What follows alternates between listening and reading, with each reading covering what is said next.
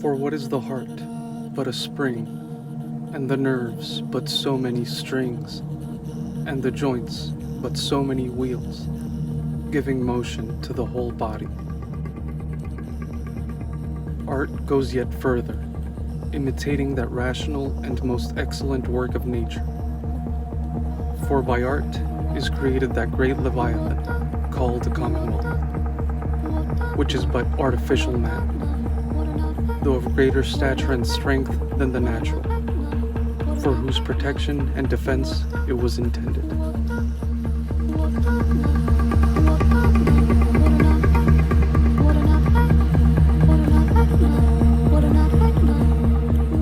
What if we were a part of the global ecosystem, regardless of the intelligence of our species, and our exploitation on the natural resources of our planet?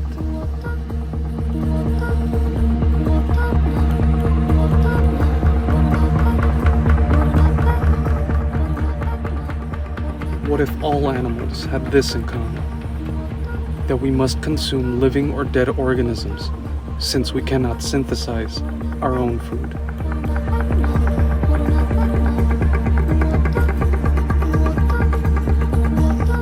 What if Thomas Hobbes held that the fundamental good is self-preservation, and that the laws of nature direct the way to this good?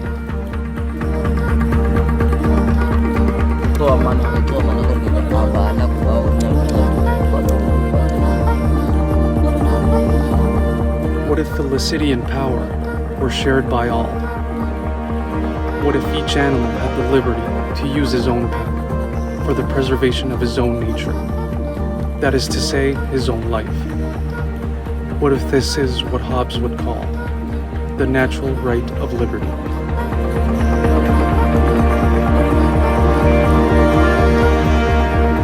What if initially the world was owned in common by all animals?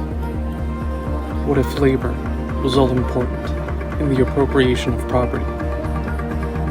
What if in being the rightful owner of property, you would have various rights over that property? What if food and potable water were the base resources we are striving to acquire? What if these objects were the first forms of property? What if these were objects for self-preservation that one labors for, transfers, or claims? What if our appropriation from nature were constrained? What if we must not take more than we can make use of? What if we must leave enough and as good for others? What if you forget that the fruits are everyone's and the earth no one's? We'll mine something like silver, for instance, and we'll pull it up out of the ground and then disperse it at the molecular level, really never to be seen again. What if, in appropriating unsustainable resources, you leave not enough and it is not as good for others? What if only sustainable elements or objects may be appropriated? What if, in the modern world, only food is to be appropriated? What if the appropriation remains sustainable? What if farming, solar, and wind were all sustainable and renewable? What if facilitator, director, or architect were rightful owners of food and energy produced? What if only sustainable resources are to be considered property?